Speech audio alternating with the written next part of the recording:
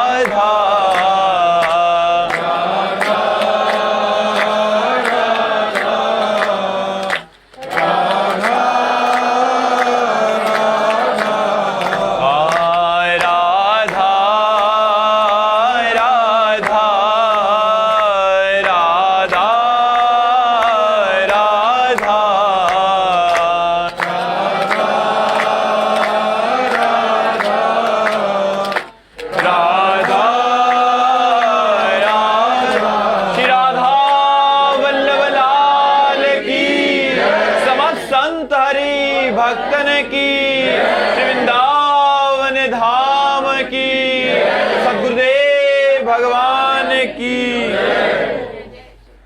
अनिल तिवारी जी, राधे राधे महाराज जी। महाराज जी, हम अपने जीवन में धैर्य और संतोष कैसे धारण करें एवं हमारे भीतर जो मैं है साधना में सबसे बड़ी बाधा बन रहा है, उसे पहचानने और मिटाने का सरल उपाय? हाँ, सबसे पहली बात है कि हम धैर्य कैसे धारण करें। धैर्य किसे कहते हैं? आई हुई आपदा में घबरा न जाना, पास में जनेंद्री के भोग की सुविधा होते हुए भी भोग न करना, रसेंद्री के भोग उपस्थित होने पर भी हमारा रसेंद्री चलायमान न हो। जनेंद्री और रसेंद्री को जो अपने वश में रखता है उसे धैर्यवान कहते हैं। धृति की सीधी परिभाषा है जो रसेंद्री और जनेंद्री को अपने काबू में रखता है। काछ वाच मन निश्चल राखे, धनी धनी जननी तेरी रे। जो लंगोटी का पक्का, जमान का पक्का और मन का पक्का, वही भगवान के मार्ग में चल पाता है। तो हमारी धरती का मतलब है धैर्य। कोई विपत्ति, कोई अपमान, कोई तिरस्कार, कोई निंदा करे और हम विचलित ना हो, तो ये तब होगा जब रसेंद्री और जनेंद्री को काबू में करके भगवान का भजन किया जाएगा। धैर्य तभी पुष्ट होगा। व्यभिचारी कभी धैर्यवान नहीं होता, विविध प्रकार के भोगों को भोगने वाला कभी धैर्यवान नहीं होता, वो बहुत कमजोर हो जाता है हृदय से। जो धर्मयुक्त भोगों को भोगता है और रसेंद्री और जनेंद्री को काबू में रखता है, वही धैर्यवान होता है। वो बड़ी बड़ी समस्याओं को भी धैर्य पूर्वक सुलझाएगा, विचलित नहीं होगा। तो हमारा धैर्य पुष्ट हो, इसलिए नाम जप और रसेंद्री और जनेंद्री को संभाला जाए। दूसरा जी, मैं जो अंदर बैठा है ये साधना में बहुत बड़ा विघ्न सा। हाँ, सारे जगत में जो मैं बंधन का कारण है, वही यदि साधु संग किया जाए और नमन भक्ति आ जाए तो मैं का नाश हो जाए। सबके प्रति नमन भाव अगर आ जाए तो हमारे अंदर का मैं नष्ट हो जाएगा। अपने को तृण से नीच समझना और सबको भगवान का स्वरूप मानना, इससे मैं जड़ से खत्म हो जाएगा। जहां दृष्टि जाए तो अपने भगवान को देखकर नमस्कार करे और अपने को सबसे नीच समझे। तृणादपि नीचेन और अमानिना मान देन। अपना कभी सम्मान स्वीकार न करे, दूसरों को सम्मान प्रदान करे, दूसरों में भगवत भाव से नमन करे और साधु संग करे, तो अहंकार का नाश हो जाएगा। अहंकार का नाश और धैर्यवान बनना। और तीसरी क्या बात थी? अपने अंदर के मैं को पहचानना और मिटाने का सरल उपाय। वो तो अपने मैं को जब पहचानने की बात आती है, तो जब दूसरों में दोष का दर्शन हो और अपने में गुण का दर्शन हो, तो समझ लेना चाहिए अहंकार आ गया है, अहंकार बढ़ रहा है। और ये मिटेगा नमन भक्ति से। सब में भगवत भाव करके साधु समागम किया जाए, तो नमन भक्ति ही हमारे अहंकार को नष्ट कर देगी। आदर्श जी इंदौर से। राधे राधे महाराज जी। महाराज जी, साधन काल में गुरु इष्ट के एकत्व भाव को भगवत प्रेम के रूप में कैसे शुद्ध, निर्विकार और स्थिर रखा जाए? जब गुरु प्रदत्त नाम और मंत्र जप करोगे तो हृदय पवित्र होगा। पवित्र हृदय से विकार नष्ट होंगे। विकार नष्ट होने पर गुरु और इष्ट की एकता का अनुभव होने लगेगा। और एकता का अनुभव होने पर सारे जगत में वही दिखाई देंगे। अखंड मंडलाकारम व्याप्तमेन चराचरम तत्पदम दर्शितमेन तस्मै श्री गुरुवे नमः। अखंड मंडल में चर अचर में व्याप्त गुरुदेव हैं। फिर इष्ट बुद्धि करे तो सी राम में सब जग जानी। चाहे गुरु बुद्धि करे तो अखंड मंडलाकारम व्याप्तमेन चराचरम। जब तक नाम नहीं जप करोगे, गुरु प्रदत्त मंत्र जप नहीं करोगे, अधिक से अधिक निरंतर निष्काम भाव से, तब तक ये बात नहीं आएगी। जब हमारे अंदर पहले कामनाएं नष्ट हो, विकार नष्ट हो, तब हमारा इष्ट और गुरु में एकत्व भाव हो कि गुरु साक्षात परब्रह्म तस्मै श्री गुरुवे नमः। और वही परब्रह्म परमात्मा सब में है, तो सिय राम में सब जग जानी। करो प्रणाम जोरि जुग पानी। चाहे इष्टाकार वृत्ति हो चाहे गुरुकार वृत्ति हो, बात तो एक ही हो जाती है। पर वो खूब भजन से बनेगी, बातों से नहीं बनेगी। पढ़ लिख कर समझने से नहीं बनेगी, भजन से बनेगी। जितना भजन करोगे उतने हृदय दृढ़ होता चला जाएगा। खूब नाम जप करो, गंदे आचरणों का त्याग करके। सुमित मिश्रा जी। श्री हरिवंश गुरु जी। राधे राधे महाराज जी। महाराज जी, रोटीराम महाराज जी की महिमा सुनी। उनकी एक सुक्ति थी, याद है आबाद है, भूल गया तो बर्बाद है। तो महाराज जी यहाँ याद रखना। का हनुमंत विपत्ति प्रभु सोई, जब तो सुमिरन भजन न होई। जो भूला सो बर्बाद, याद है सो आबाद, भूला है सो बर्बाद। जो भगवान का सुमिरन करता है, भगवान की याद में है, वो आबाद है। जो भगवान को भूल गया वो बर्बाद हो जाएगा, उसका जीवन नष्ट हो जाएगा। बड़े महापुरुष थे सिद्ध महापुरुष। आपसे श्रीमुख से महाराज जी एकांतिक में सुना था उनकी महिमा का वर्णन, वहीं से आया हूँ। अच्छा, सोचा उनकी सुक्ति के बारे में आपसे ही महिमा पूछ। बिल्कुल बिल्कुल प्रणाम है ऐसे महापुरुषों को। बहुत अच्छे महापुरुष थे। हम वहाँ गए भी हैं, वहाँ गए भ्रमण के समय, हम वहाँ गए भी हैं। बहुत अच्छे महापुरुष थे। पर लीला बड़ी विचित्र होती है। अंतिम जो लीला महापुरुषों की होती है वो समझ में नहीं आती। अंतिम समय था तो 8-10 सब प्रिय लोग बैठे थे 9 बजे रात्रि के लगभग। तो उनका चलो भैया हमारे जाने का समय आ रहा, जाओ। तो वो समझे भूधरा में रुकते थे, वो समझे अपने कुटिया में जाने की बात आई। और जब सुबह आए तो वहाँ इतना गला कटा मिला था, ये जो चिड़ैया है ना जिसे कहते हैं, इतना कोई काट लिए थे। और उनको पता था कि ये सब होगा, तो ये बोले भैया तुम जाओ, हमारे जाने का समय आ रहा है। तो समझे जाने का समय मतलब कुटिया के आ रहा है।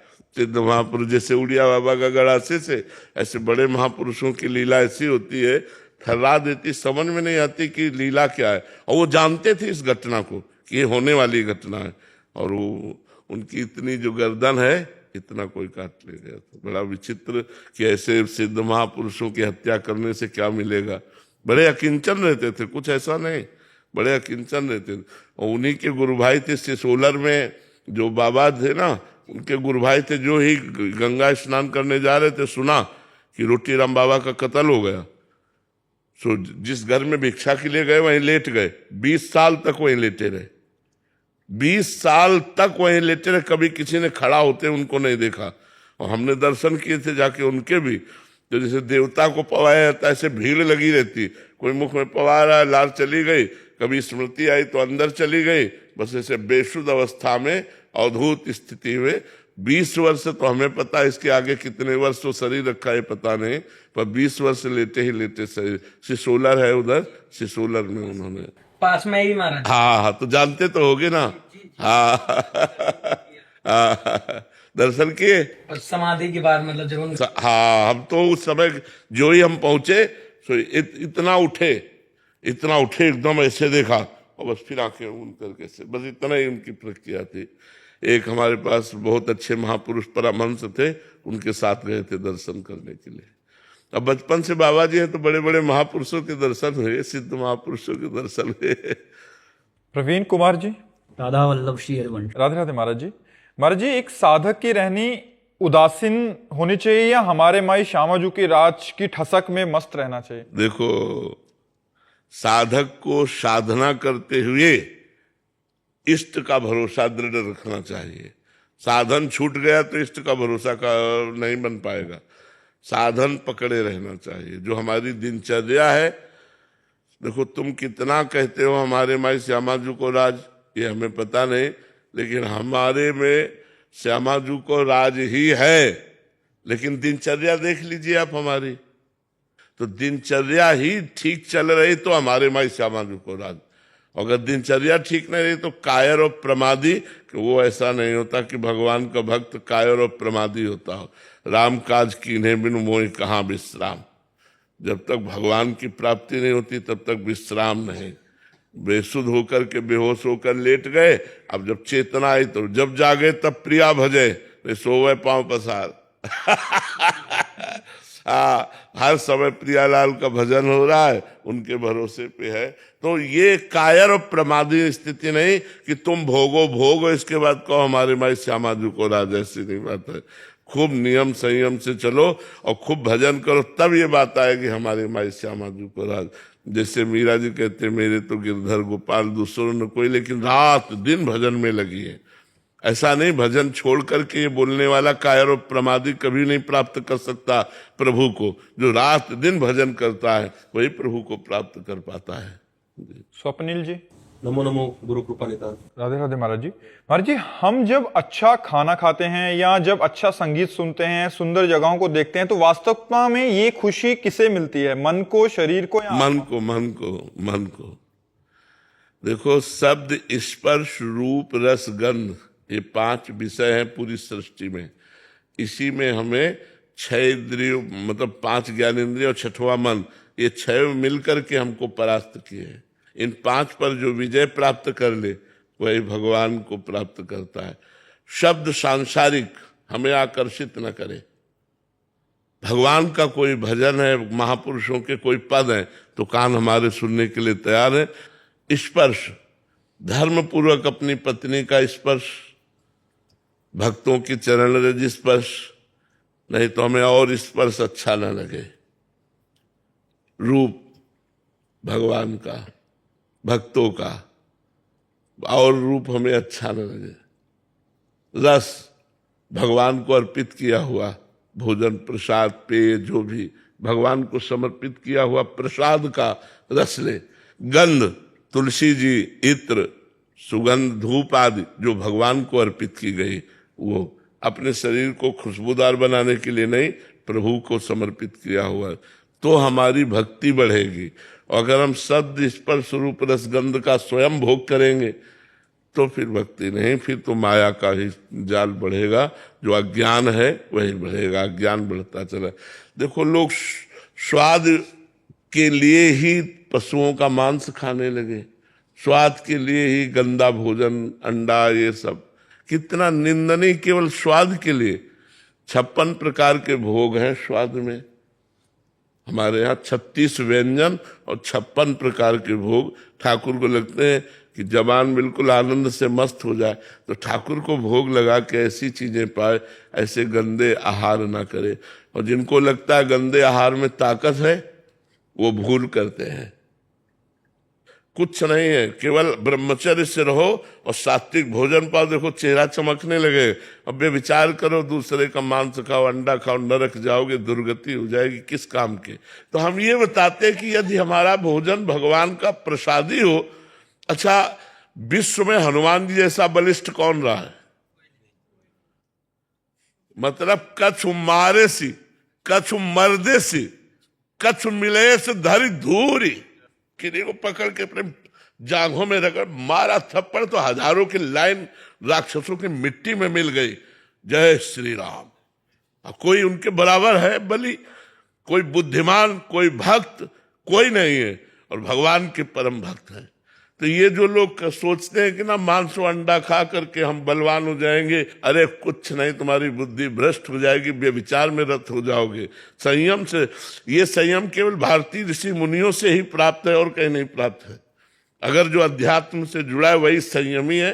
नहीं, जो संयम से रहा, 21 बार अपने फरसे से भगवान परशुराम जी ने अत्याचारी राक्षस स्वरूपों का नाश किया। जो अत्याचारी राक्षस स्वरूप क्षत्रिय कुलों में उत्पन्न हुए थे, 21 बार पूरी पृथ्वी को घूम घूम करके नाश किया, मारा। किससे? ब्रह्मचर्य बल से। परम ब्रह्मचारी भगवान परशुराम जी, परम ब्रह्मचारी श्री हनुमान जी महाराज, परम ब्रह्मचारी जी भीष्म जी, इनके बल का कोई टक्कर रहा है? तो ब्रह्मचर्य ही सारी जड़ है बल की। अगर ब्रह्मचर्य से रहा जाए, पवित्र भोजन पाया जाए, तो हमारा जीवन प्रकाश। ये गंदे लोग, गंदे विचार, जीवों की हत्या करके जो मिले खाए, सब राक्षसी वृत्ति, इनका त्याग करना चाहिए। हम भारतीय हैं, हमारा धर्म सनातन है। हमारे धर्म में ये सब नहीं है। पशु पक्षियों को खाना ये राक्षसों का काम है, हिंसक जीवों का काम है, आपका काम नहीं। आप तो पवित्र भोजन पाओ। और देखो, चेहरे चमकते हैं जब पवित्र भोजन पाओ, एक हृदय में उल्लास रहता है। यहाँ कौन पूछता है? समय गया सब धूल में मिल जाता है, यश कीर्ति भी। तो इसलिए यश कीर्ति के लिए या बल के लिए गलत आचरणों को नहीं करना चाहिए, उनका त्याग करना चाहिए।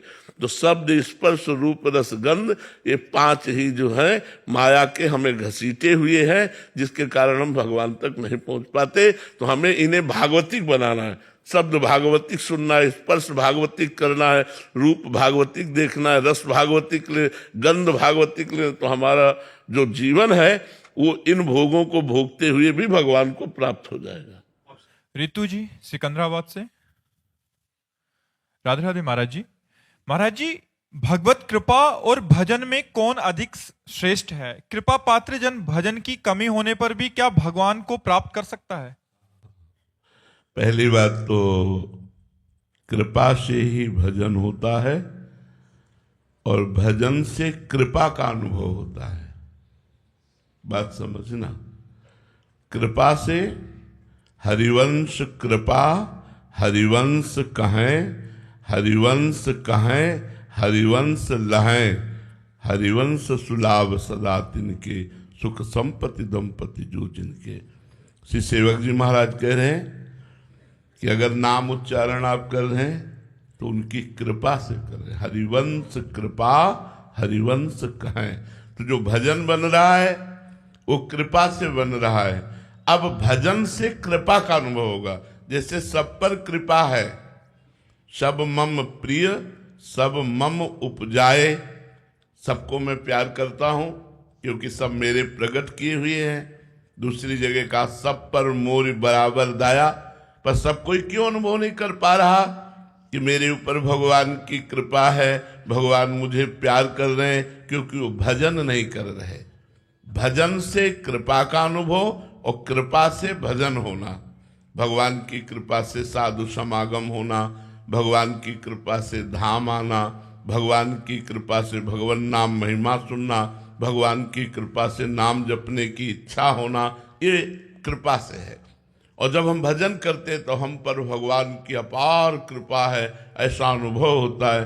रोना आता है कभी कभी उनकी कृपा का स्मरण करके। अब रही बात कि भजन की कमी होने पर भी क्या कृपा से भगवान की प्राप्ति हो जाएगी? अवश्य हो जाएगी। अंतिम समय भगवान कृपा करके अपना स्मरण दे दे तो चाहे जीवन में जो भी त्रुटियां रही हों सब भस्म हो जाएंगे, उसे भगवत प्राप्ति होगी। पर अंतिम समय फाइनल में भगवान का स्मरण हो जाए, और ये भगवान की कृपा से ही होता है।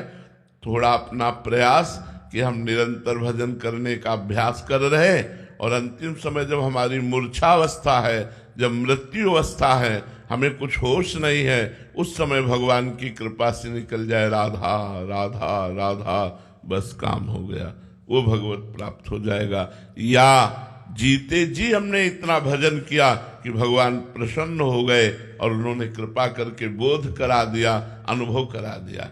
तो भजन कभी व्यर्थ नहीं जाता। आप जो भजन कर रहे हैं उसका लाभ अवश्य मिलेगा। यस, इसी जन्म में भगवत प्राप्ति नहीं हुई तो अगले जन्म में श्रीवान धनवान ऐसे सम्माननीय कुल में जन्म होगा और आप जन्म से ही भगवान की भक्ति का अनुकूल वातावरण प्राप्त करके उस जन्म में भजन करके भगवान को प्राप्त कर लेंगे।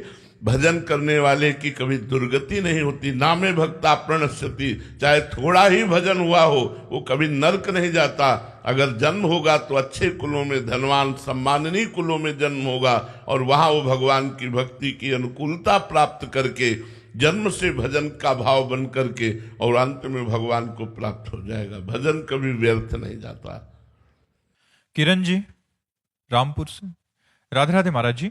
महाराज जी, भक्ति और ज्ञान में से क्या अधिक महत्वपूर्ण है? दोनों।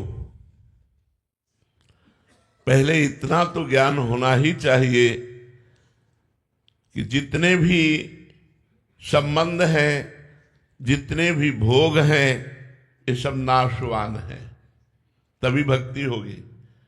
ज्ञान से भक्ति और भक्ति से ज्ञान। तो शास्त्र ज्ञान और सत्संग में प्राप्त हुए ज्ञान से भक्ति का वर्धन होता है और भक्ति से फिर तत्व ज्ञान होता है।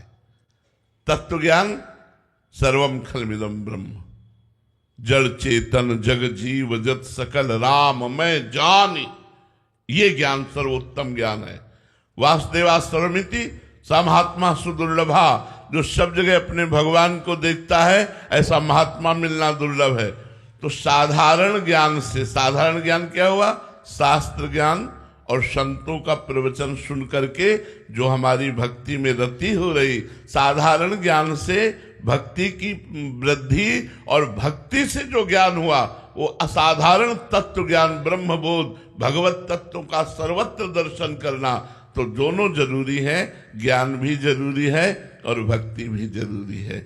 बिना ज्ञान के वैराग्य नहीं होता और बिना ज्ञान वैराग्य के भक्ति का वर्धन नहीं होता और बिना भक्ति बढ़े तत्वबोध नहीं होता, भगवत साक्षात्कार नहीं होता। इसलिए अत्यंत आवश्यक है ज्ञान भी और भक्ति भी। हाँ, आगे चलकर जब भक्ति अपना स्वरूप प्रकाशित करती है, आगे चलकर जब अपना ज्ञान स्वरूप प्रकाशित करता है तो दोनों में भेद हो जाता है।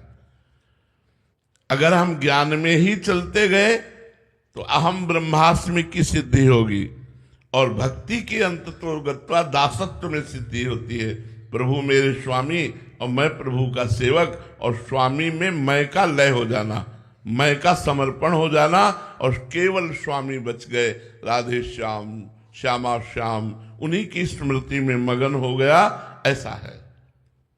तिलक राज जी हरियाणा से, भिवानी से, राधा वल्लभ श्री हरिवंश महाराज जी।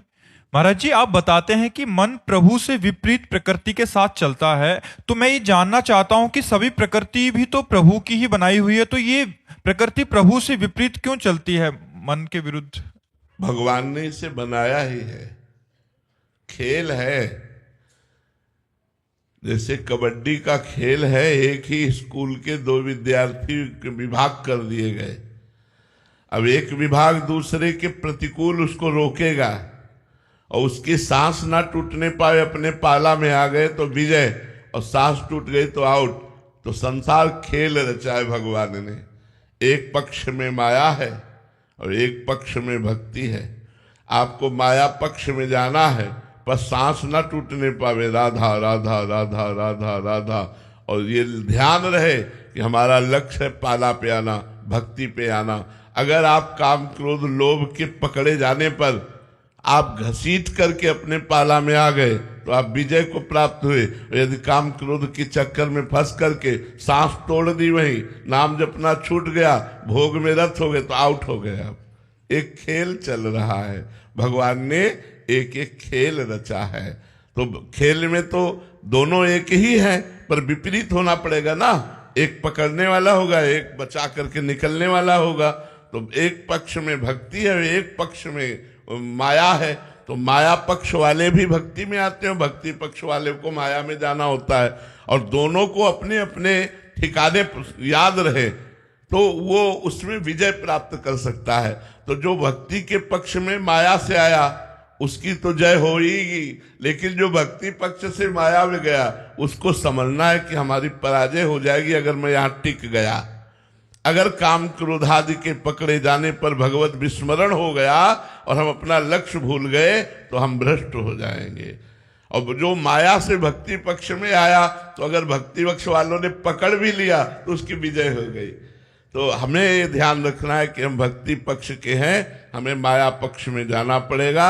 और एक ही स्वामी की दोनों हैं, भक्ति भी हरिप्रिया है और माया भी हरिप्रिया है। मायापति भगवान को कहा गया ना, मायापति, तो मायापति भी भगवान है और भक्ति भी हरिप्रिया है। और दोनों पक्ष हम ममैवांशो, भगवान के हम अंश हैं, हमको खेलना है। तो हमको विजय प्राप्त करना यह है कि माया के कार्य करते हुए हमारा नाम न छूटे, माया के काम क्रोधादि हम पर अपना आवेश लाकर भ्रष्ट न कर दे। अगर ये हम सावधानी रखेंगे तो इस खेल में हम विजय को प्राप्त हो जाएंगे। और जो इस माया के खेल से विजय को प्राप्त कर लेता है वो भगवान की दिव्य लीला रूपी खेल में प्रवेश पा जाता है, भगवान की दिव्य लीला में प्रवेश पा जाता है, कृतकृत्य हो जाता है, महासुखी हो जाता है, सदा सदा के लिए अनंत काल तक के लिए दुख का नाश हो जाता है। रश्मि त्रिपाठी जी ओमान से। राधे राधे महाराज जी। महाराज जी, अपने गृहस्थ जीवन में मुझे भगवान को अधिक महत्व देना चाहिए या अपने माता पिता को? माता पिता में भगवान की भावना करनी चाहिए, माता पिता में ही भगवान की भावना करनी चाहिए, पति में भगवान की भावना करनी चाहिए, पुत्र में भगवान की भावना करनी चाहिए। सब में भगवत भाव करके यदि हम सेवा करेंगे तो गृहस्थ होते हुए भी हम परब्रह्म परमात्मा को प्राप्त कर लेंगे। माता पिता की सेवा में दृढ़ता पूर्वक भगवत भाव रखने के कारण पुंडरीक जी के यहाँ स्वयं विट्ठल भगवान पंढरपुर में स्वयं विट्ठल भगवान दर्शन देने के लिए पधारे। केवल माता पिता की सेवा, जो अपने माता पिता की सेवा भगवत भाव से करता है उसे निश्चित भगवत प्राप्ति हो जाती है। पर भगवत भाव से कि मेरे माता पिता साक्षात भगवान है, मातृ देवो भव पितृ देवो भव, मेरा पति साक्षात भगवान का स्वरूप है। ऐसी भावना यदि गृहस्थ में रखी जाए तो गृहस्थ धर्म का पालन करते हुए भी भगवत प्राप्ति हो जाएगी। भोग भोगते हुए भी जो वैरागियों को भगवत प्राप्ति होती है वही गृहस्थ को हो जाएगी। पर सब में भगवत भावना विहीन कर्म शुभ कर्म होता है पुण्य, और पुण्य किसी भी अपराध से नष्ट हो सकता है, लेकिन भगवत भावना अविनाशी होती है, इसलिए वो कभी नष्ट नहीं होती, उसे भगवत प्राप्ति करा के ही पूर्ण करती है। सीए मानस चुग जी दिल्ली से। राधे राधे महाराज जी। महाराज जी, मैं आपसे एक बात पूछना चाहता हूं कि हम जब भी कोई अच्छा काम या सेवा करते हैं तो हम पूरे मन से निष्काम भाव से करने की कोशिश करते हैं, लेकिन फिर भी कहीं ना कहीं ये थॉट आता है कि आज मैं ये काम अच्छा किया है तो कभी ना कभी भगवान मुझे इसका फल जरूर देंगे। सेवा के काम में ये जो स्वार्थ की भावना आती है, तो महाराज जी इसे कैसे दूर करें? बिल्कुल चिंता मत कीजिए, चिंता मत कीजिए। एक एक सेकंड का हिसाब होगा, हमारे भगवान देख रहे हैं। हमारी बात पर विश्वास करना, जो आप एक एक सेकंड कर्म कर रहे हैं गलत या सही, उसका ठीक हिसाब होगा। गलत करोगे तो दंड मिलेगा, सही करोगे तो भगवान उसका फल प्रदान करेंगे। तो अगर हम फल की आकांक्षा कर लेते हैं कि आज जो हम सेवा कर रहे हैं इसके परिणाम में हमें फल मिलेगा, तो कोई दोष की बात नहीं है, अच्छा है। और फल की आकांक्षा करके और सेवा बढ़ाओ और सत्कर्म बढ़ाओ और समाज सेवा करो, तो आपकी सेवा करते हुए जब हृदय और पवित्र हो जाएगा तो ये आकांक्षा भी चली जाएगी। ये अपवित्र हृदय की आकांक्षा है कि कर्म करके उसके फल में आसक्त होना, और पवित्र हृदय का लक्षण है कर्तव्य धर्म मानकर कर्म करना, लेकिन फल की आकांक्षा न करना। फल में सुख दुखे समय कृत्वा लाभा लाभो जया जयो, जय पराजय में, लाभ हानि में, सुख दुख में समान भाव रखने वाला वो परमार्थी केवल अपने धर्म और कर्तव्य कर्म पर दृष्टि रखता है, फल की आकांक्षा नहीं करता। अभी हमारा हृदय मलिन है, इसलिए फल की आकांक्षा प्रकट हो जाती है। कोई बात नहीं, आप ऐसे ही करते रहिए, हृदय पवित्र होने पर आप निष्काम हो जाएंगे। वंश जी रेवाड़ी हरियाणा से। राधे राधे महाराज जी। महाराज जी, अगर हम अपने सांसारिक लक्ष्य की ओर चलते हुए बार बार विफल हो जाते हैं तो क्या ये संकेत है कि हमें बार बार फिर से प्रयास करना चाहिए, प्रयास करना चाहिए, उस लक्ष्य प्रयास को करना छोड़ देना चाहिए। देखो, इसमें कारण होता है पूर्व प्रारब्ध।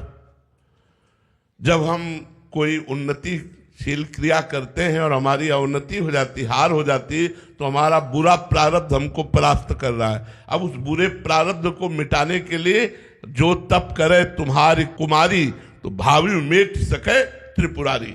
हमारे जो भाग्य में लिखा हुआ है उसको भगवान मिटा सकते हैं यदि हम नाम जप करें, भगवद आराधना करें।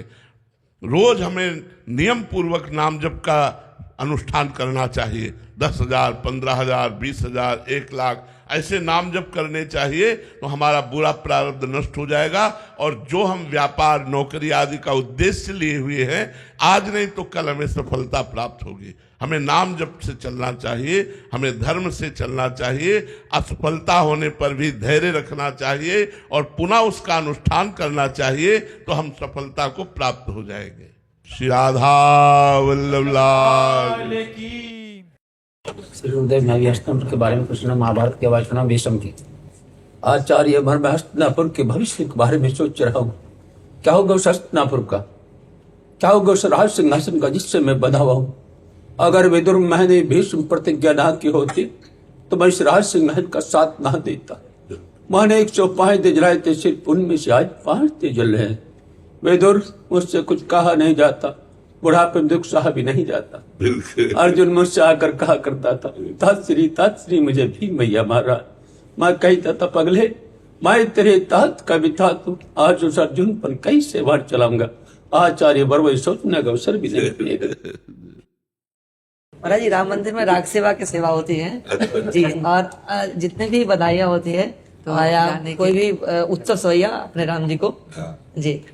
ये एक हम लोग महाराज जी एक थोड़ी सी 2 पंक्ति सुनाना चाहेंगे महाराज जी आपको से जी।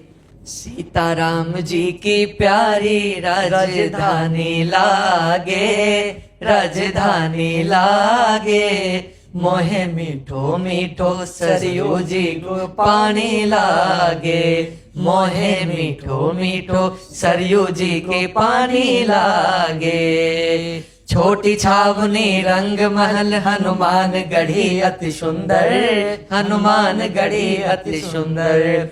स्वयं जगत के मालिक बैठे कनक भवन के अंदर, हाँ हाँ कनक भवन के अंदर। सीताराम जी की प्यारी सुख खाने लागे, सुख खाने लागे, मोहे मीठो मीठो सरयू जी को पानी लागे।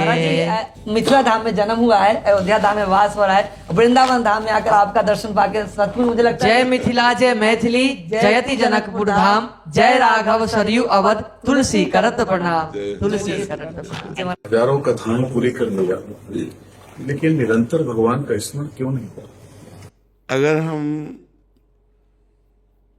अन्य चाह छोड़ दें, एक सिद्ध पुरुष अयोध्या में राम मंगलदास जी का नाम सुना है, बड़े परमहंस सिद्ध थे। तो एक भागवताचार्य जी ने उनसे प्रार्थना की कि मैं नवीन भागवत करने जा रहा हूं, तो पहले आपको सुनाना चाहता हूं। तो भागवत सुनाई तो उन्होंने कहा कि भागवत की दक्षिणा भी देनी चाहिए। तो बोलो तुम क्या चाहते हो? तो उनका हमारे संतान नहीं है, संतान दे दो। कहा राम जी की कृपा से हो जाएगी। और क्या चाहिए? तो उनका धन नहीं है। बोले भगवान की कृपा से भी हो जाए। और क्या चाहिए? तो उनका भगवान की भक्ति। तो उन्होंने डांट दिया, तेरे को भक्ति मिलेगी? कदापि नहीं मिलेगी। तो उनका महाराज जी त्रुटि क्या हो गई? बोले त्रुटि ये कि पहले पुत्र और फिर धन और फिर भगवान की भक्ति, ऐसे नहीं मिलती। सर्वप्रथम भगवान की भक्ति। तो हम लोग कहीं ना कहीं अन्य चाहों की पूर्ति में लग जाते हैं। अन्य चाहों की पूर्ति होने के कारण फिर भजन गौड़ हो जाता है।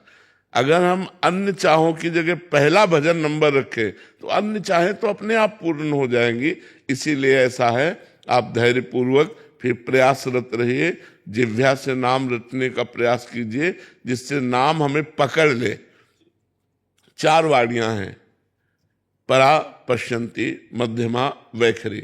प्रारंभ में वैखरी से और विश्वास करो, वैखरी ही परावाणी तक पहुंचा देगी। और जब परावाणी से भजन होता है तो रोम रोम आनंद से युक्त होता है, स्वयं होता है। जिसे अजपा जाप कहते हैं कि अपने जप नहीं रहे लेकिन स्वयं चल रहा है, हमको वहां तक पहुंचना है। इसलिए हमें निरंतरता लानी पड़ेगी। सातु दीर्घकाल निरंतर सत्कार सेवितो दृढ़ भूमि। सातु दीर्घकाल निरंतर सत्कार सेवितो, निरंतर आदर के सहित यदि नाम जपा जाए तो दृढ़ भूमि, फिर वह हृदय में विराजमान हो जाता है। बहुत कृपा करी दर्शन दिए। हमारे जीवन में गुस्सा बहुत आता है। गुस्सा बहुत आता। भगवान के भजन से हृदय शीतल हो जाता है।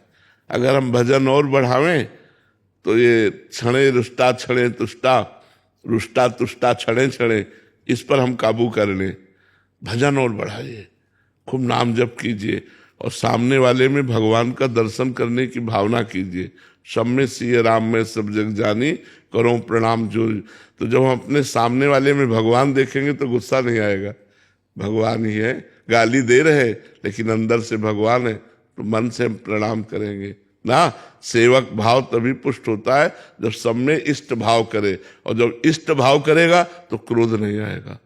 जब हम जीव देखते हैं, दुष्ट देखते हैं, तब क्रोध आता है, और जब इष्ट भाव देखते हैं तो क्रोध को समन करने की क्षमता आ जाती है। तो इसलिए नाम जप करो और सब में इष्ट भाव की चेष्टा करो।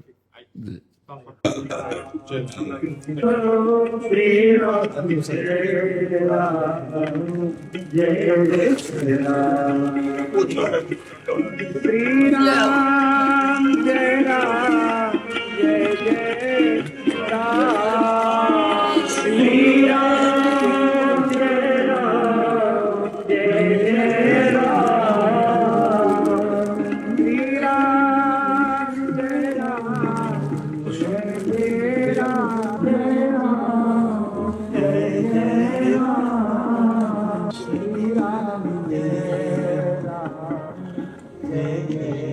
महाबली अभी थोड़ी देर पहले इन्हीं की चर्चा कर रहे थे कि मांस खाने वालों, अंडा खाने वालों, तुम लोग समझते हो बलवान है। अरे बलवान भगवान की भक्ति में जो बल जागृत होता है कोई हनुमान जी जैसा त्रिभुवन में वीर। जे गिर चरण दे हनुमंता, चले सुगा पाताल तुरंता। जी में अमोघ रघुपत कर बाना, ये ही बात चले हनुमाना। कौन है? कछु मारे से कछु मर्दे से, कछु मिले से धर दूरी, कछु पुल जाए पुकारे प्रभु बरकट बल भूरी। इनके बराबर है। और भगवान की सेवा में रहते और सात्विक फल फूल पाते हैं और अखंड ब्रह्मचारी। भीष्म जी जैसा कौन बलवान? अखंड ब्रह्मचारी, भगवान के महाभागवत, जो भगवान से जुड़ा वही बलवान बना। ये गंदा भोजन, गंदे आचरण करने वाले दुर्गति को प्राप्त होगे, नरक को प्राप्त होगे। सुधरो, हम भारतवासी हैं, हम सनातन धर्मी हैं। ये राक्षसों का भोजन जो कर रहे हो, राक्षसी आचरण कर रहे हो, तुम्हें नरक जाना पड़ेगा। सुधरो, कम से कम ऋषि मुनियों संतों की बात को समझो, जिससे तुम्हारा जीवन उज्जवल हो, मंगलमय भविष्य हो तुम्हारा। भगवान के आनंद के बराबर कोई आनंद नहीं। जितना विषयानंद है, भगवान के आनंद सिंधु के एक बिंदु के सीकर से पूरा त्रिभुवन सुवासित है। इसलिए आनंद सिंधु में डूबने के लिए संतों के चरणों का आश्रय लेकर नाम जप करो, नाम कीर्तन करो, भगवान को भोग लगा के पाओ तो जीवन तुम्हारा सुधर जाए। जी। पास में ही देवराहा बाबा के नाम पर शोभित राधा कुंड के पास लाल गांव है। अच्छा। वहाँ पर 135-40 एकड़ में एक गौशाला है। आपका दास वही है कि 4 दिनों से वही हनुमान जी के नाम संकीर्तन है। क्या आप जी का और हमारा मीन तो राधा वल्लभ जी के मंदिर में उस समय जब आप श्री धाम वृंदावन पधारे और मैं आप श्री राधा वल्लभ जी के चरणों में और मैं गौ माता के चरणों में पंजाब में वृंदावन में आज से कोई 2005 में वात्सल्य ग्राम के सामने श्री गोविंद गोधाम गौशाला करोड़ घाट पर बनी। उसके बाद फिर पंजाब क्षेत्रों में जहाँ तो अब यही भाव है। बहुत कृपा है आपके ऊपर जो आप सेवा में उतर गए। भगवान ने इधर समाज सेवा में लगा दिया, आपको गौ सेवा में लगा दिया। बहुत सुंदर सेवा कर रहे हो, बहुत सुंदर सेवा कर रहे हो। और ये साक्षात भगवान की सेवा है। गौ सेवा भगवान की सेवा है। हमें लगता है, हम कई बार कहा है, भारतवासियों से प्रार्थना की है कि यदि आप गौ सेवा ना कर सकते हो तो कुछ चंद रुपए अपने मनोरंजन वाले, जो मनोरंजन में खर्चा करते हो, वो एक जगह एकत्रित कर लो और महीने में आप किसी गौशाला में पहुंचाते रहो, जिससे गौओं की सेवा होती रहे। गौ सनातन धर्म की माँ है। धर्म बैल के रूप में परीक्षित जी को मिला था ना, तो बैल का रूप धारण करके धर्म ने परीक्षित जी को दर्शन दिया। तो गाय से ही तो बैल होता है, तो मतलब धर्म की माँ है गाय। अगर हम अपने धर्म को, जहां से प्राकट्य हुआ है सनातन धर्म की, अगर हम गौ माता की सेवा करेंगे, नहीं कर सकते तो हम सहयोग करते। स्वयं भगवान श्री कृष्ण ने सुबह से प्रातः काल से लेकर सायंकाल तक गौ चराने जाते थे और हर समय गौशाला में बछड़ों को, गायों को दुलार करते थे। स्वयं भगवान ने किया तो हम उनके तो अंश है, हमको करना ही चाहिए जी। प्रियम बासु जी दुबई से। राधे राधे महाराज जी। महाराज जी, भगवान और गुरुदेव एक ही हैं और इनमें भेद नहीं करना चाहिए, ऐसा संत शास्त्र जन कहते हैं।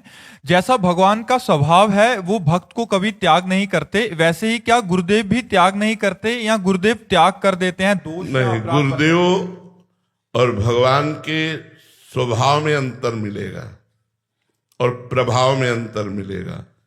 एक होते हुए भी प्रभाव में अंतर मिलेगा और स्वभाव में अंतर मिलेगा। प्रभाव, भगवान ने गिरिराज जी को उठाया, गुरुदेव ने उठाया। भगवान ने कालीदह में कालिया का मर्दन किया, गुरुदेव सांप पकड़ करके कटवा करके जीवित नहीं रह सकते। प्रगट में भगवान ने मुंजा टबी में आग लगी तो अपने मुख में आग पी गए, ऐसा नहीं। भगवान करोड़ों वायुओं जैसे महाबलवान हैं, प्रगट में गुरुदेव ऐसे नहीं, क्योंकि कृपा सिंधु भगवान हरि मनुष्य रूप धारण करके गुरु रूप में आए हैं। तो प्रभाव भी उतना ही, एक सीमित, असीम प्रभाव वाले होकर भी एक सीमित प्रभाव दिखाना। और स्वभाव, भगवान कभी नहीं त्यागते, लेकिन गुरुदेव त्याग कर देंगे यदि आप उनकी आज्ञा का पालन नहीं करते। आप मनमानी आचरण करते हो तो आपको अपने से दूर कर देंगे, निकाल देंगे। और यदि फिर भी आप गुरु निष्ठा को धारण करें तो गुरुदेव आपका परम कल्याण करके ही छोड़ेंगे। पर आप यदि उनकी अवज्ञा करेंगे, मनमानी आचरण करेंगे, अधर्माचरण करेंगे तो गुरुदेव त्याग कर देंगे। पर उस स्थिति में भी जब गुरुदेव त्याग कर दिए हैं तो भी इष्ट कृपा उसको घेरे रहती है, उसको बचाने की चेष्टा करती है और पुनः गुरु शरण में लाने की चेष्टा करती है। हमारी स्वामिनी जी का स्वभाव कभी ने कहूं न रिस कहूं भूली हूं न होत सखी, कभी गुस्सा नहीं होती। पर गुरुदेव के रूप में गुस्सा भी देखा जाता है कि अगर असत आचरण करोगे तो आपको डांट देंगे और गलत आचरण किए तो आपका त्याग कर देंगे, आपके ऊपर दंड विधान रख दे। लेकिन इष्ट का स्वभाव ऐसा नहीं है। सहज स्वभाव पर्यो नवल किशोरी जी को मृदुता, दयालुता, कृपालुता की राशि है। अभेद होते हुए भी अंतर है। गुरु एक प्रगट में जब मनुष्य शरीर में आते हैं तो सीमित बल वाले होते हैं, वही असीम बल वाले भगवान ही गुरुदेव के रूप में आए हैं, पर सीमित एक बल। और स्वभाव गुरुदेव का जो इष्ट का वो एक ही होते हुए भी अंतर पाया जाएगा। विमुख भये निमिषौ न अकृपा, जब चितये तब वैसे इष्ट का स्वभाव। लेकिन गुरु अगर आपको दंड दे दिया, और आपको निष्कासित कर दिया तो आंख भी नहीं देंगे, दृष्टि भी नहीं देंगे। आप सुधार करो अपना, क्योंकि वो सुधारने के लिए आए हैं, इसलिए दंड विधान भी करेंगे। पर गुरु जब कोई हृदय से मान लेता है किसी संत को, तो चाहे जितना वो पतित हो जाए, जब तक उसका उद्धार नहीं होता तब तक वो चैन नहीं लेते। चाहे जन्म भले लेना पड़े, लेकिन वो शिष्य का परम कल्याण कर देते हैं। पर शिष्य का त्याग करते हुए देखा गया, शिष्य को शासन में लेते हुए देखा गया, दंड विधान करते हुए देखा गया। पर अगर शिष्य शरणागत बना रहे, भाव पुष्ट रहे, तो उसका काम बन जाए। पूज्यपाद उड़िया बाबा की शरीर सेवा में एक शिष्य रहते थे, तो कोई अपराध बन गया, तो बाबा ने पूछा आपसे अपराध बन गया? तो उन्होंने कहा जी महाराज जी। तो कहा 3 वर्ष तक हमें मुंह मत दिखाना, हमारे सामने 3 वर्ष तक मत आना, जाओ। और वो रोज 8 पैर उनकी शरीर सेवा में इतना बड़ा दंड कि मुख मत देखना और न दिखाना। अब तो वो व्याकुल हो गए, पर गुरु आज्ञा चले गए और गंगा किनारे एक झोपड़ी बनाकर भजन करने लगे और रोते। तो गुरु के वियोग में 3 वर्ष में उन्हें ब्रह्म साक्षात्कार हो गया। अब इसे गुस्सा माने या कृपा माने? कृपा। गुरु का वियोग, भोजन भी अच्छा न लगता, रात दिन ब्रह्म चिंतन, 3 वर्ष में भगवत साक्षात्कार हो गया। और जब भगवत साक्षात्कार हो गया, तब उड़िया बाबा आश्रम जो है, उस आश्रम में आकर के फिर दर्शन किए और गुरु जी से कहा कि जो कई जन्मों में काम नहीं बनता, आपकी क्रोध रूपी कृपा ने 3 वर्ष में वो काम बना दिया। तो यदि गुरु हमें त्याग करता है, गुरु हमें कोई दंड विधान करता है, हम गुरु को ना छोड़ें और उनकी आज्ञा का पालन करें, तो निश्चित गुरु कृपा उसका काम बना देगी। बिना भगवत प्राप्ति कराए गुरु कृपा हटती नहीं है।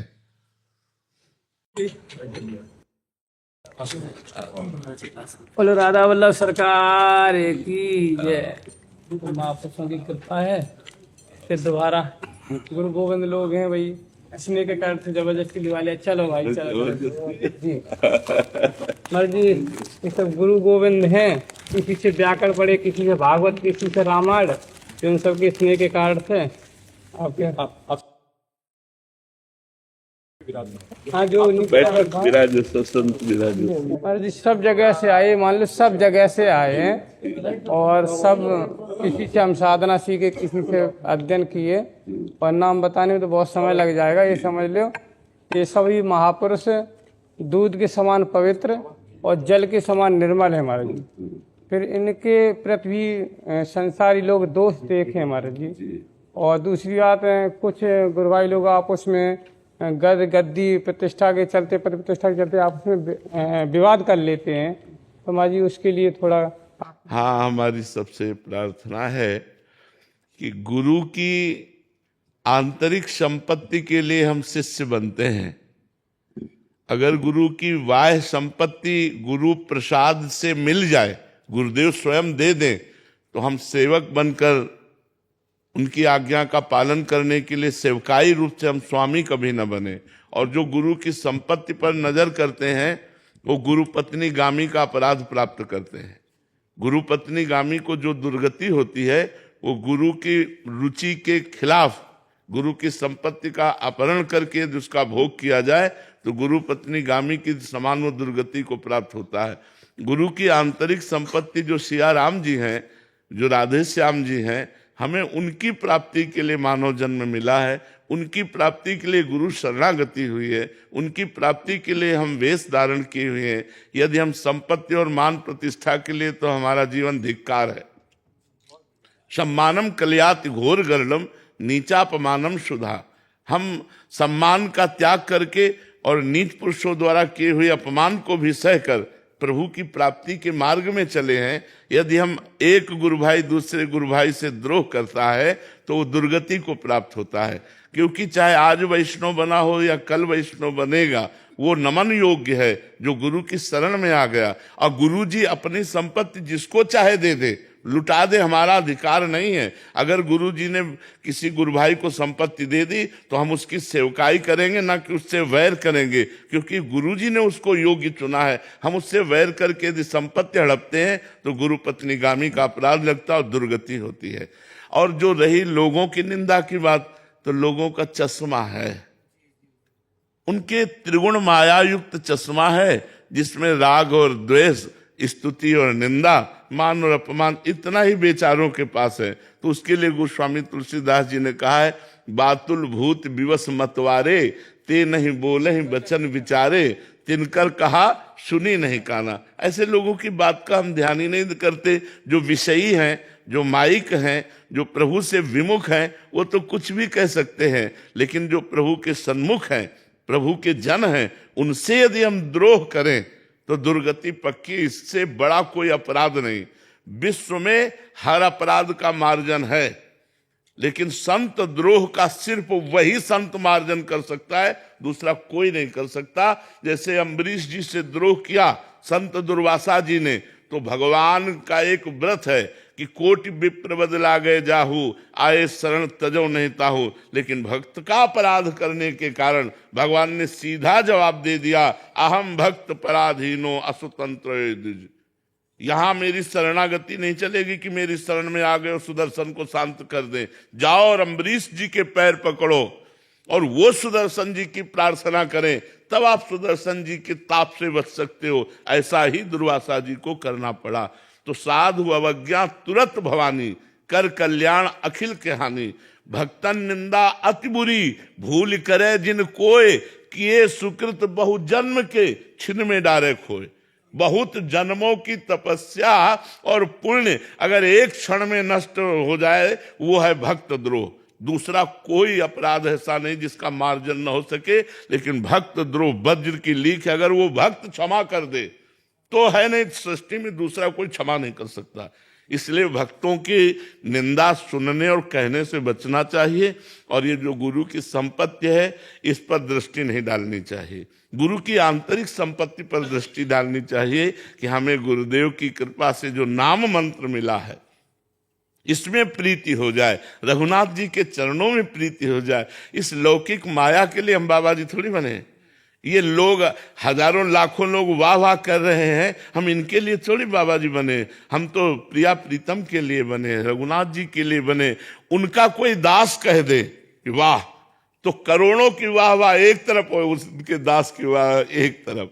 तो हमें संतों के प्यारे बनना है, हमें प्रिया प्रीतम के प्यारे बनना है। इसलिए हर समय भजन, ये राग द्वेष, लड़ाई झगड़ा, निंदा स्तुति, ये सब हमारे जीवन में नहीं होना चाहिए। अगर हम साधु बनकर लड़ाई झगड़ा, राग द्वेष, निंदा स्तुति, तो ठीक नहीं है। हाँ, यदि हमारे गुरु पर कोई आघात करना चाहता है, हमारे धर्म पर आघात करना चाहता है, फिर हम मौन या चुप नहीं बैठेंगे। हम कायर नहीं हैं, हम कायर भी नहीं हैं। अगर कोई हमारे गुरु परंपरा पर, हमारे कोई आचार्य परंपरा पर, या हमारे धर्म पर कोई, या राष्ट्र पर, तो फिर हम कायर नहीं हैं। अगर हमें तुम गाली देते हो तो क्षमा है, हमें तुम दुख देते हो क्षमा है, लेकिन हमारे गुरु, हमारे धर्म, हमारे राष्ट्र पर, इस पर क्षमा नहीं है। और जो हमारा तप बल, मन बल, शरीर बल, ज्ञान बल है, हम सबका प्रयोग करके हम वो अपने धर्म की रक्षा करेंगे। तो इसलिए आपस में संतों का तो द्रोह होना ही नहीं चाहिए। आपस में एक गुरु भाई दूसरे गुरु भाई के प्रति नमन भक्ति रखना चाहिए। द्वेष भाव तो होना ही नहीं चाहिए, और द्वेष जो करता है उसकी बड़ी दुर्गति होती है।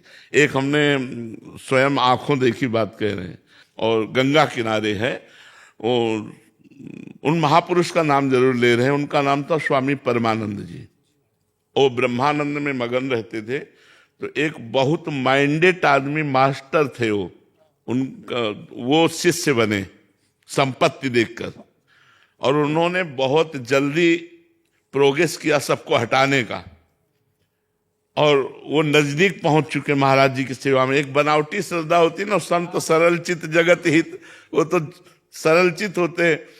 अब वो 24 घंटे में एक बार भांग छानते थे। संतों की अपनी अपनी मौज होती है, संतों की मौज होती है, हाँ अलग अलग मौज होती। तो इतनी भांग छानते थे, तो भांग में विष मिलाया, संखिया, और ऐसे रख दिया। तो उन्होंने ऐसे उठाया, और सिद्ध संत थे ऐसे, और कहा जगदीश्वरानंद को बुलाया जाए। तो और शिष्य सब थे, जगदीश्वरानंद को बुलाया, तुरंत सबको बाहर किया और कहा बच्चा ये हमारे लिए। कांप गए। तो उन्होंने खप्पर में घोरा और हरि ओम पूरा पी गए। उन्होंने कहा कि अरे गुरु जी, बोले पिलाने के लिए ही तो तूने रखा है। और 7 दिन पद्मासन में बैठे रहे और रोज बुलाते उसको, कहते देख तेरे जहर का कोई प्रभाव पड़ा, देख तेरे जहर का कोई प्रभाव। और ये कोई नहीं जानता था। 7वें दिन कहा अब मैं अपना शरीर अपनी इच्छा से त्यागता हूं, तेरे जहर से नहीं। जो ही उन्होंने संकल्प किया पूरे शरीर में जहर फैल गया, पूरा नीला शरीर पड़ गया, शरीर छूट गया।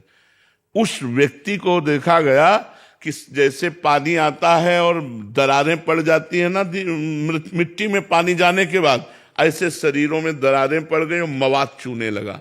और वो चीख चीख के कहता गुरु को जहर देने के कारण मेरी दुर्दशा हो रही, कोई बचा लो। चिल्लाता रहता रात दिन, पलकें ऐसे फैल गई और मवाद निकले। वो दुर्गति पूछो मत, तड़प तड़प के रात दिन, हमें लगता है उस दिन से उसको नींद नहीं आई होगी, उस दिन से उसने चैन से भोजन नहीं किया होगा। संत द्रोह बड़ा भयानक है, ये सर्वनाश कर देता है। इसलिए चाहे गुरु भाई से हो या किसी अन्य संत से हो, कभी द्रोह न करे। वो गाली दे तो भी चरणों की तरफ ही झुके, संतों की चरणों की तरफ झुकने में ही मंगल है। और जो संत निंदा करते हो तो बेमतलब अपना नाश कर रहे हैं, बेमतलब अपना नाश कर रहे हैं। जो संत निंदा करते हैं ना, वो बेमतलब अपना नाश। ये भगवान के पार्षद हैं, इन पर हमारे दोष दर्शन करने का अधिकार नहीं है। अगर ये दोष है इनमें कोई तो रघुनाथ जी जाने, वो ठीक करे। हम तो इनके चरणों को केवल नमस्कार करते हैं कि भगवान के दास है, ऐसे चलना चाहिए। योग कई प्रकार के बताए गए, तो सत्य को कौन सा योग करना चाहिए?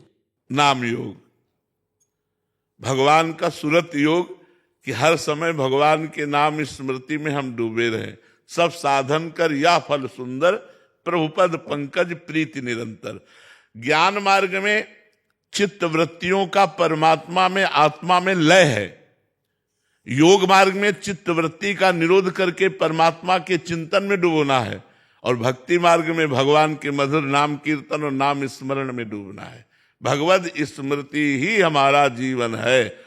तदर्पिता अखिलाचारिता तद स्मरणेन परम व्याकुलतेति। देवर्षि नारद जी आचार्य भक्ति के, उन्होंने तद विस्मरणेन परम व्याकुलतेति। त्रिभुवन की राजलक्ष्मी देने पर भी जो आधे पल के लिए अपने प्रभु का स्मरण नहीं छोड़ता, वही महाभागवत है, वही संत है। सबसे बड़ा योग है भगवान का सुमिरन योग, सुरत योग, भगवान की स्मृति। महाराज जी, मनक्रम वचन छाड़ी चतुराई जी, अपने व्यक्तिगत के लेकर कह रहा हूँ, आपसे निवेदन कर रहा हूँ।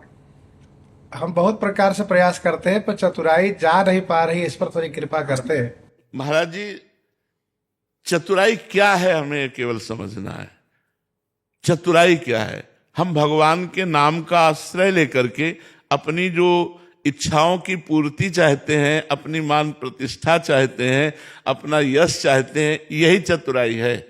चौथी भगत मम गुनगन करे कपट तज गान। ये जो हम अपना चाहते, यही चतुराई छोड़ने की। सरलता आ जाए, क्योंकि भगवान के हम हैं, इससे बढ़कर हमारा यश क्या होगा? त्रिभुवन में इससे बड़ा कोई पद है? हमारी दास है, इससे बड़ा कोई पद नहीं। ब्रह्मा भी नमस्कार करते हैं हरिदासत्व को, हम उनके दास हैं, इससे बड़ा हमारा कोई टाइटल, कोई पद होगा? राम भजन सो चतुर। हाँ, सबसे बड़ी चतुराई यही है कि अन्य भावों का त्याग कर भगवान का निरंतर हम भजन करें। भजन से सब शांत हो जाता है, एकदम सरल चित्त हो जाता है, एकदम कपट का त्याग हो जाता है। गृहस्थ परिवार में सरकार जो ठाकुर जी की सेवा पूजा करते हैं, वे जन्म छूतक मृत्यु छूतक पर बार बार फोन करते हैं, क्या करें नहीं करें, हम समझ नहीं पाते, क्या बताना? महाराज जी, तस्मात् शास्त्रम प्रमाणम ते कार्या कार्य व्यवस्थित, तो मानना चाहिए, मानना चाहिए। ठाकुर जी को क्या करे हुए उस समय में वो लोग? हाँ, समस्या तो फंस जाती है। इसीलिए जो हमारी उपासना है, विधि निषेध नहीं दास अनन्य उत्कट व्रतधारी। हम अपनी उपासना की बात नहीं बोल रहे, हमारी उपासना में तो अगर हम पाएंगे तो श्री जी को भोग लगा के पाएंगे। हमारे घर में कोई पधार गया है तो हमारी श्री जी की सेवा बंद नहीं होगी। हाँ, दूसरे की तिरही में हम भोग नहीं लगाएंगे, लेकिन अपने घर में हम ठाकुर सेवा बंद नहीं करेंगे। हमारे यहाँ का जो मतलब है। हाँ, लेकिन जो सनातन धर्म की मर्यादा के अंतर्गत है, तो जनना सूतक और मरना सूतक इसको माना गया है।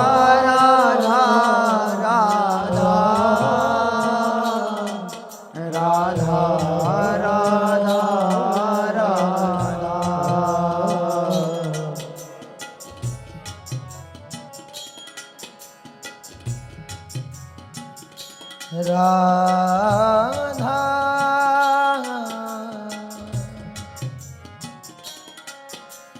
राधा राधा राधा राधा राधा